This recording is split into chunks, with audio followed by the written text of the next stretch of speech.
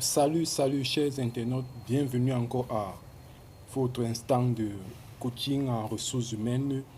Nous allons directement commencer par comment est-ce que nous devons gérer notre temps en entreprise. Vous savez, le temps est une denrée rare.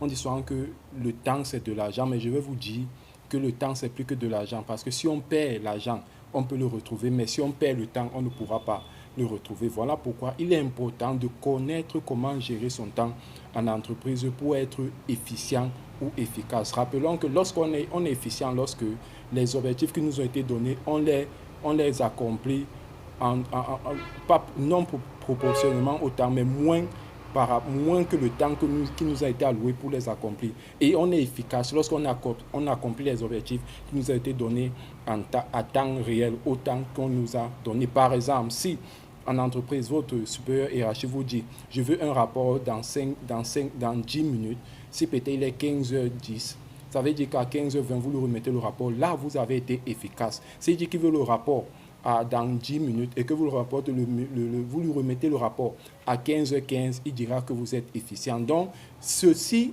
est bon lorsque on gère bien notre temps. Il faut le savoir que l'absence de la gestion du temps est la cause de plusieurs maladies, comme le stress qui cause beaucoup de maladies, dont nous allons parler dans cet enseignement par rapport à comment gérer son temps en entreprise. Nous allons d'abord commencer, je donne là comme ça le squelette général. Nous allons d'abord commencer par définir ce que c'est que le temps. Nous allons donner les propriétés du temps. Nous allons ressortir l'importance du temps. Nous allons parler de la conception du temps en Afrique comme en Europe. Pourquoi est-ce que en Afrique, le temps semble plus élastique? En Europe, le temps semble être plus au sérieux. Pourquoi est-ce qu'il y a de la différence dans le développement des Européens par rapport au développement des Africains? Est-ce que c'est parce qu'on ne considère pas vraiment le temps? Nous allons parler des bouffes-temps, des choses qui font en sorte que vous ne réalisez pas. Vous vous retrouvez peut-être, vous êtes en train de travailler et on vous appelle au téléphone, vous décrochez,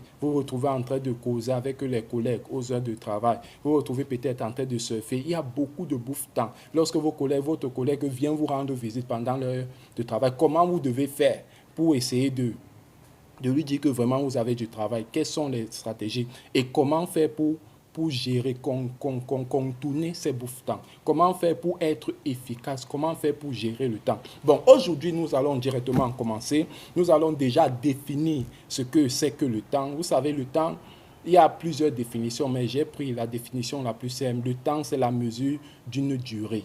Le temps, c'est la mesure d'une durée. Ça veut dire que le temps va d'un point, donc d'une durée A à une durée B. Par exemple, si on vous dit que vous avez peut-être 15 minutes pour faire un travail, ça veut dire que votre temps, la durée là, la mesure, le temps là, c'est 15 minutes. Ça veut dire si ça commence à 15h15, ça doit finir à 15h30. C'est ça le temps. Et durant ce temps, le temps là est alloué uniquement pour faire ce que l'on vous a demandé. Si ce temps là, vous ne l'utilisez pas pour faire cela, vous n'êtes plus dans le temps. Vous n'êtes plus dans le temps, vous n'êtes plus dans les objectifs et vous allez accuser un retard. Et je veux vous dire, en tant que quelqu'un qui a aussi fait du